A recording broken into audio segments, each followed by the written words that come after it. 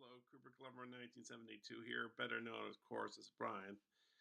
So it's my weekly films I've watched in review, um, and I managed to watch 4 films this week. Um, I wanted to get this one done today. I could have done it tomorrow on Monday, but that's the start of the new week. The reason why I'm doing it now is because one of these DVDs I borrowed from actually, the 3 DVDs I'm going to show you. There's 4 films I watched. One was on Mubi, but the 3 DVDs I'm going to show you came from the library where I work, and one of them is on loan from another library, and is that one that's on loan from another library is due on Tuesday. Today's Sunday, and I could do it tomorrow, but I don't know. Um, I might have other things to do tomorrow that might make me busy, and so I'm gonna get it out of the way today. So, anyways, so we got 4 films to talk about. First one was from a movie. It expired on, when was it? Yesterday, I think. I think it was yesterday, um, or was it Friday that it expired? I think it was yesterday, and it's a Japanese film called Ana Gatami, directed by Nobuhiko Obayashi, who probably is better known for directing this film, House, which is a Criterion. And I said before, when I said, like, what's my least favorite Criterion, there probably is a few other ones that are not, I don't like as much. Um, but this was like one of my least favorites. And maybe it's kind of grown on me. I'm not sure. I haven't watched it in a while, so I'm not quite sure on that. But anyways, he's the same director of this film I watched, and I watched it on Mubi, which is a streaming service I have, MUBI. And I thought I would like it.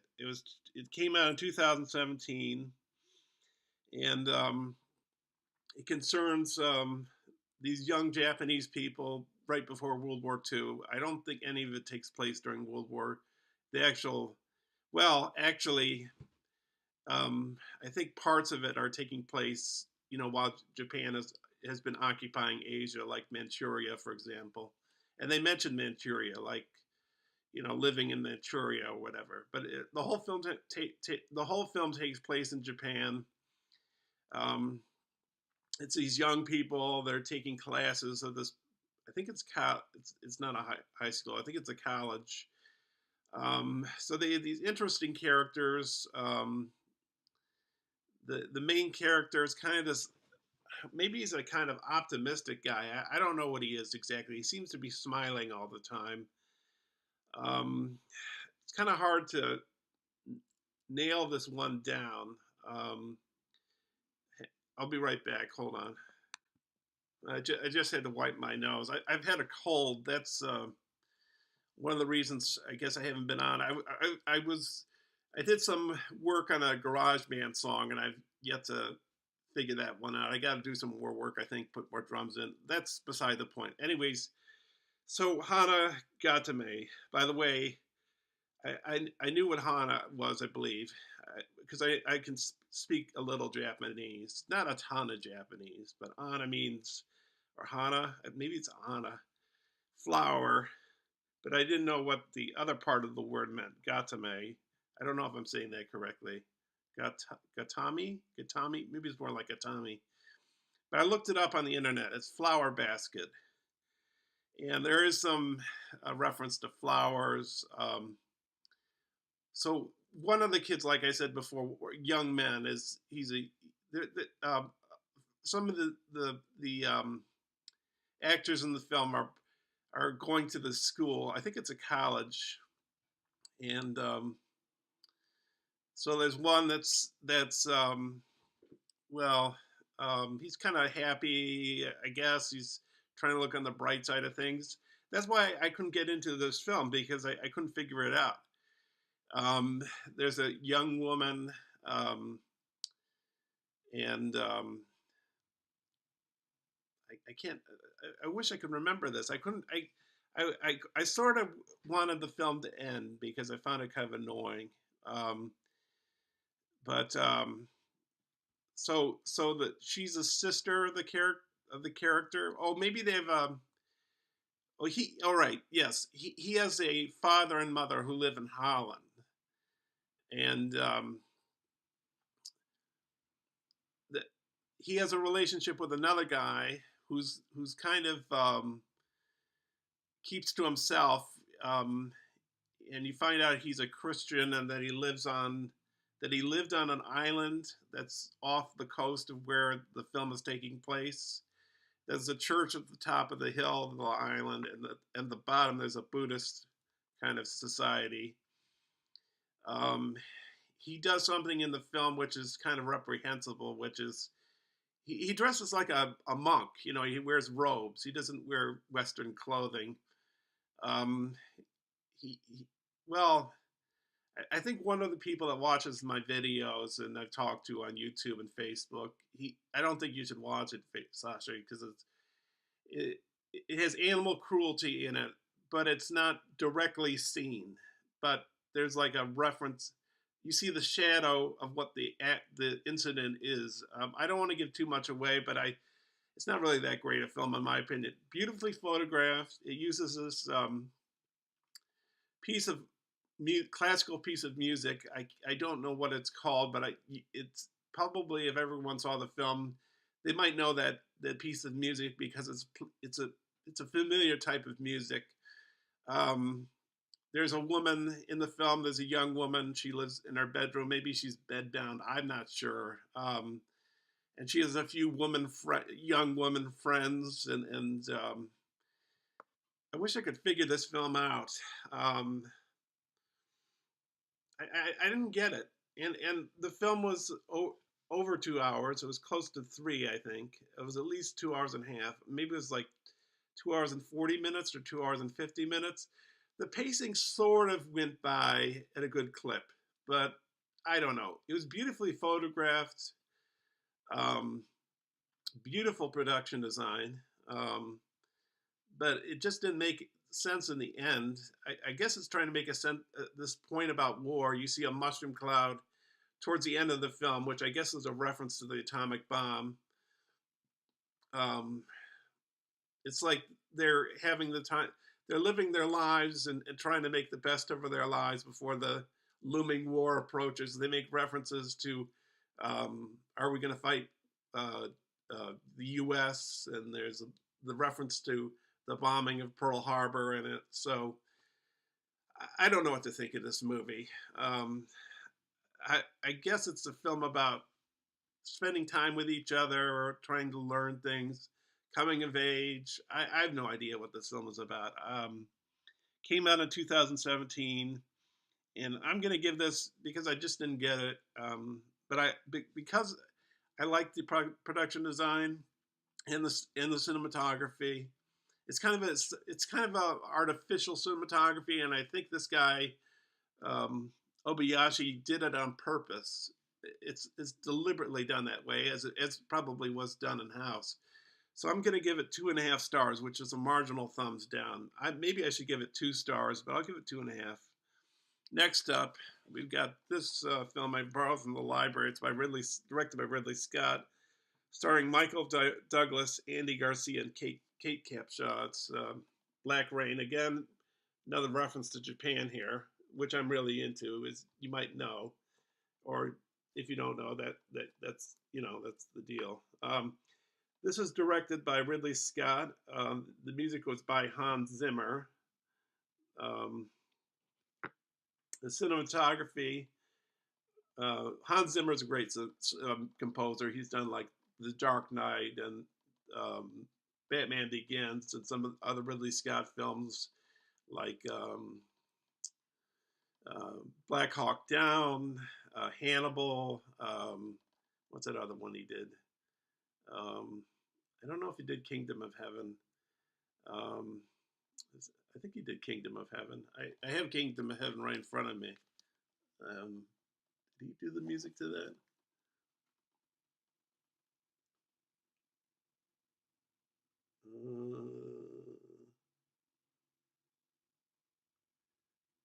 No, I think it's somebody else. But he did the Thin Red Line for Terrence Malick. Um, but he's a really good composer. And I guess he worked for a while with Ridley Scott, and then he worked with I don't know his status right now, but he was working with Christopher Nolan. You know, with what's that film called? Inception. I think he did Interstellar for him.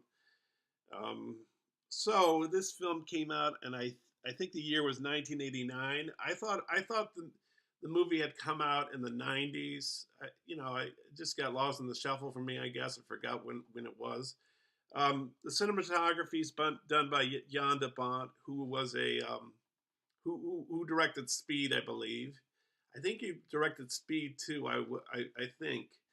I think I've seen parts of Speed. I don't think I've ever seen Speed completely. I think I've seen parts of Speed 2 as well.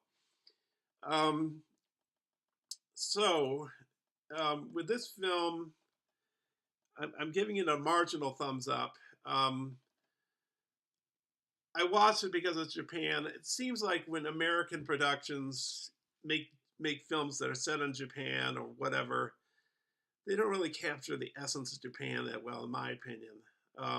Because maybe because they're not Japanese. You know, the 47 Ronin film with Keanu Reeves was complete uh, let down. You know, just stupid. I mean, just didn't really capture.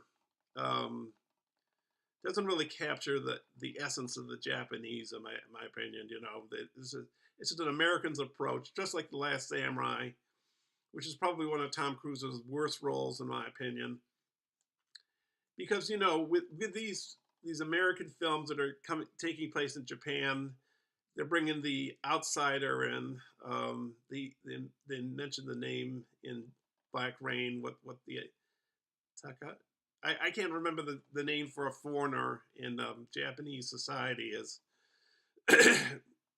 And I do have Shogun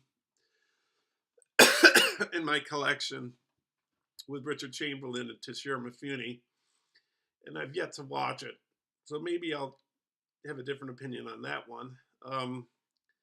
But so let's get into the plot of this one. The Black Rain. Um, Michael Douglas is a cop.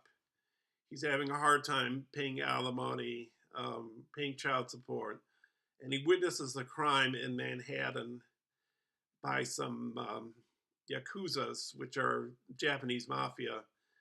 And he manages, with his partner, played by Andy Garcia, to capture the guy that's perpetrated this crime in Manhattan. So they take him back they take the Yakuza criminal back on a plane trip back to Japan, and they drop him off with they think is are what are Japanese cops.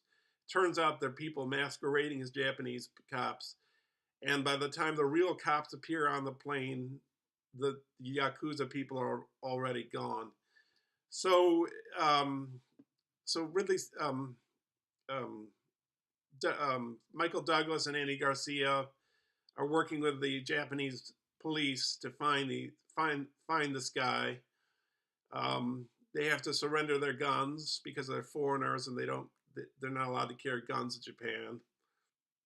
And they have this Japanese officer who's assigned to work with them, and um,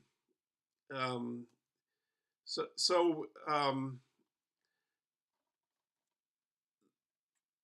they're looking for him. They're trying to find him, um, and something happens to Andy Garcia, um, and Kate Capshaw's in this film. She plays a foreigner as well who's lived in Japan for a few years.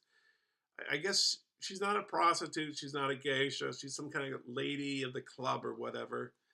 Um, and I guess Michael Douglas is using her as a way to find this Yakuza guy, um, and he wants to get revenge based on something that happens in the film. Michael Douglas wants to get revenge. I won't say what because I think it'll destroy the film. And probably some people will watch this movie. I would say some people like this, I guess. But anyways, and I guess I minimally like it. But anyways, um, just turning my phone back on to look at my notes. Um, so I found the making of this much more fascinating and the commentary much more fascinating than the actual film. The actual film was kind of a chore to go through. It was a little bit annoying, and I wasn't wild about all these '80s films that came out. I mean, I like some '80s films. Don't get me wrong. I do like some '80s films. Maybe I'm not framing that correctly. I don't know.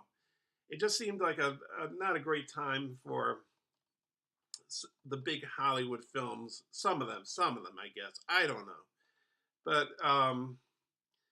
you can. There's beautiful. It is beautifully shot. There's uses of neon that you see a lot in Japan. I haven't been there, but I'd like to go there. And beautifully uses of architecture and sound and uh, good music, good score by Hans Zimmer. Um, but it sort of plods through and kind of the pacing's not the greatest in my opinion. They and the what the how they made the film is much more fascinating because they tried to tie down locations in Tokyo and they found a hard time of doing it. So they went to Osaka and they talked. Ridley Scott talked to the governor of Osaka, and he managed to secure some locations. But when they got there, instead of like getting 2 days for one location, they got 1 day, or they got 12 hours, or they got 2 hours instead of 12 hours. So they had to resort to shooting some of the film in L.A. So like some of the shots you'll see in Japan, and then the corresponding shots, which you could swear are Japan, are just places in LA dressed up to look like Japan. So, um, yeah, so I don't know. It's just it's just American productions trying to look Japanese or trying to capture the essence of the Japanese, which I don't think they do really well. It's not very well assimilated, I guess. It's more more like the American influence is more there, and we're not really seeing the Japanese thing. And I would recommend for people if they want to really watch Japanese cinema, not just old Japanese cinema, but cinema of that time period, because I think you're going to see a much more authentic, obviously because it's Japanese, but it's going to look much more organic and realistic because it's done by a Japanese filmmaker. So if you see films about Yakuzas and Japanese mafia, you see films about Japanese crime or like the female prisoner Scorpion films with Mako Kaji, who also played Lady Snowblood, you're going to see real organic Japanese films, because that's the way to go with anything, I think, because when American productions come into another country, especially a country like Japan, which is so incredibly different from American culture, like smaller apartments they live in, um, customs, the way they behave in public, um, those sorts of things are. It's kind of hard to translate those from culture to culture if you're doing it from like an American perspective. I don't know. That's just the way I feel. I'm gonna give this a marginal thumbs up because it was a little bit better when I watched it again, but not by much, I guess. I don't know. 3 stars, marginal thumbs up. Next film. This is the one I have on loan that I have to return on Tuesday. This was from Disney. I think it's 79. It's The Black Hole. I wanted to see this because um, I'm not sure if I saw this when I was a child. And this came out in 79. I was born in 72. So I'd be like 6, 7 years old when this came out, maybe. I remember having the record LP of this. I can't remember listening to it. I remember looking at the pictures in the LP. Um, so, anyways, these astronauts are coming back to Earth. They find this spaceship near a black hole, and um, the astronauts are played by let's see, Anthony Perkins, Ernest Borgnine, and Robert Forster. There's a few other people, but those are the only ones I can remember. Oh, and they they have a robot with them named played by Ernest, not Ernest, Roddy McDowell, and they find another robot on this other spaceship, and he's like a trashed up um, robot that's similar to the one played by Roddy McDowell, only he's more bashed up, and he's played by Slim Pickens, who was in Doctor Strangelove as Colonel Kong, you know, who rides the missile at the end of the film. Um, so this was awful, in my opinion. The only good thing about this film was the score. Maybe the ending. I did do a review of this on Letterboxd. I gave it 1.5 stars. I really hated this movie. I wanted to like it. The score was the only good thing. John Barry. When I put this DVD into the player, and then I heard the music on the menu.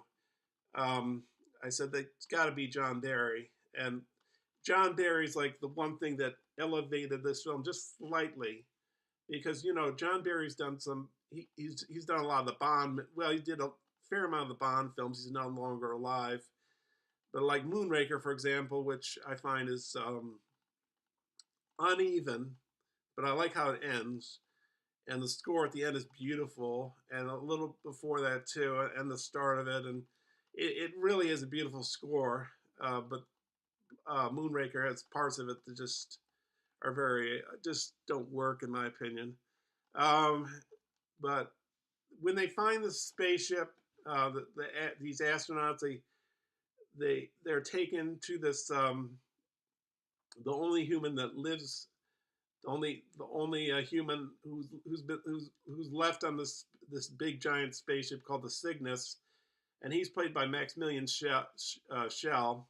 Um, I don't know why, but his robot that works for him is called Maximilian. I don't know if that's convenience or it was written in the script before they hired Maximilian Schell. I don't know.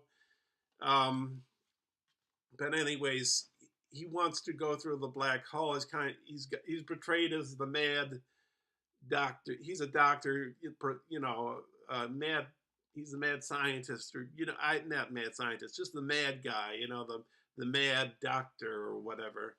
And when you watch a film, I mean, the film is just so lazy the way it's made. I don't know. The director is just. I don't think he's a really well-known director. It's directed by Gary Nelson. Um, oh, and did I say the film? I think it came out in '79. I think it was riding the wave of the Star Wars, uh, uh, um, the Star Wars pandemonium or whatever. You know, they were making Moonraker. You know, James Bond. That's why they made Moonraker. That's why they made Alien. And you know that's why they made probably this film, Black Hole. The so the Cygnus, which is this ship right here, um, it just looks like the uh, um, what do you call it? The Eiffel Tower laying on its side. Um, when they walk down hallways, it looks like they're in a warehouse. There's no effort put into like um, making it look like a spaceship. The deck that Maximilian Schell commands the ship at with um, his cyborgs running the panels for running the ship. It just looks dull and just lacks any thought. You know, it's just a bunch of lights, you know, on panels, and it's very lazy to me. When the ship starts getting hit by, I guess they're meteorites or whatever, and you know they start ripping through the ship and causing all these flames to come, you know, to explode in the Cygnus. I mean, the walls buckle, but they look like cardboard, or if they're not cardboard, they look like metal that was cheaply made. I mean, and you see wires. Maybe they work for the spaceship, but they look lazy. It's just like, you know, Brian De Palma talks about lazy filmmaking. Like instead of shooting, you know, maybe I'm paraphrasing a little bit. Instead of shooting this shot with a crane or putting insert here or doing this or doing that, you know, like creating a very good scene through the use of editing or the use of a camera move. It's just like, you know, let's do it here, this, there, you know, just by the numbers or whatever. Just it's lazy in my opinion. Maybe the only good thing about the film, besides the score, is the ending. The ending's not that great either, but there's a scene with Maximilian Schell and his robot at the end that's kind of weird and interesting. But I did read the reviews of the Black Hole on Letterboxd. I didn't read them all because there's a ton of them, but there were some people that liked it. They thought it was cheesy, but they enjoyed it. I just couldn't get into it. The special effects were crappy. You could tell it looked somewhat fake. You could see the wires some of the time. Um, um, Hoisting the actors, so it looked like they were, you know, with no gravity in space. But they should have put more effort into it because, you know, like if you watch The Exorcist and you see Reagan levitating above the bed. Now they didn't have CGI in those days. Neither did they. That was '73, and then they didn't have it for this in '79 or whatever. But they could have, you know, in The Exorcist, they painted the film strips, you know, so they could get rid of the wires. I don't know, it just seemed a bunch of it was just trash to me. I hated this movie, and maybe people will like this. Maybe there's some people here that watch my videos and you know that watch movies, and maybe some people are gonna like this. But I hate this movie, and I'm probably never gonna watch it again. So now we're to the last movie. It's called Perfume. Let's see. Stars Dustin Hoffman, Alan Rickman, Rachel Hurd-Wood, and Ben Whishaw. Ben Whishaw plays the main character. It's narrated by John Hurt. It's directed by Tom Twyker, who directed Run Lola Run. I think he directed V for Vendetta for the Wachowskis. Anyways, this film I liked. I found the voiceover narration a little annoying. Um, it's about this young kid. Where is he? Is that him? Yeah, there he is. That's him right there. Um, he grows up in he's born in this fish market. He's almost left to die in the fish market. He's put into an orphanage, and then he's taken from the orphanage and made to work in this like hard labor area of Paris. And then he manages to find this one day when he's on an errand for his boss. He finds this perfume shop because he has this remarkable skill of smell, and he tries to impress the guy who runs the perfume shop, played by Dustin Hoffman here. And Dustin Hoffman plays an Italian perfume merchant. It's set in the 18th century, I think, and um,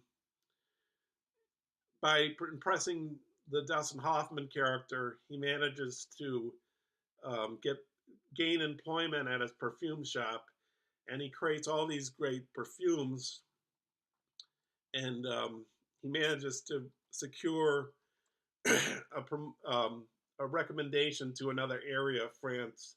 I think it's Provence. I don't know France. I don't know the geography of France that well, but I think it's an area called Provence, um, and that's where this man, Rickman's character, and his daughter, um, Rachel Hurd Wood, live. He's a nobleman. I think this is before the French Revolution, so it's like the early to mid 1700s probably. Um, but the main character, whose name escapes me, um, when he gets there, he starts doing some devious things with the woman in the town, um, and he gets away with basically doing what he does to these women, and it turned he he's the what he's what he does, the crime he commits. He's eventually found out, and um, at the end of the film, towards the very end, he does some kind of trick with his perfume that will help him out. I guess it's. I don't want to spoil it too much. I'm going to give it 3.5 stars. It's a good movie. It's a little hampered by the voiceover narration. I think it's a little too much. Um, I don't know if it's excellent, but it's got very beautiful cinematography, very good music, uh, very good set design. It looked like it had a lot of effort put into it, so that's why I'm giving it 3.5 stars. I'd recommend this. I think you'll have a good time watching this. This is based on a novel. I don't know when the novel was written.